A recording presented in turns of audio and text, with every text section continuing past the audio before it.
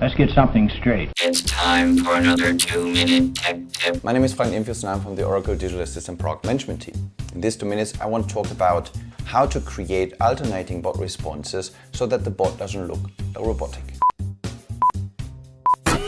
So let's have a look at the demo. So here we do have a printout of 3 statements, and if I just rerun the bot, then you see that now I'm getting different messages so that the bot appears not to be robotic and mechanical. So how is that implemented using resource bundles?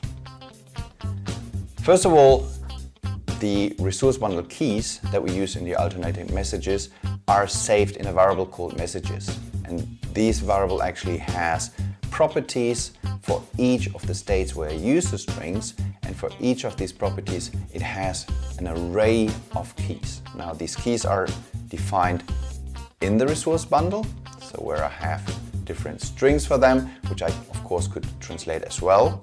And then when I print the message, I actually use an Apache free marker expression that first of all references the resource bundle, then the array, then it references the property, and then based on the current day and turned into long and the size of the array, it will calculate which of the strings to show in an alternating way.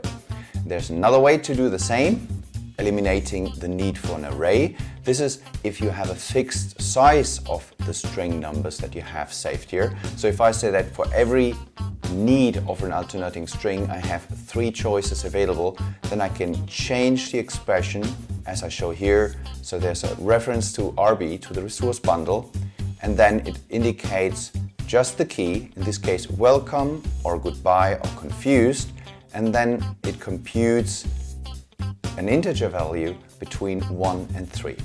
Was that a good tip? We have learned much. We want your opinion. Thanks for watching and stay tuned.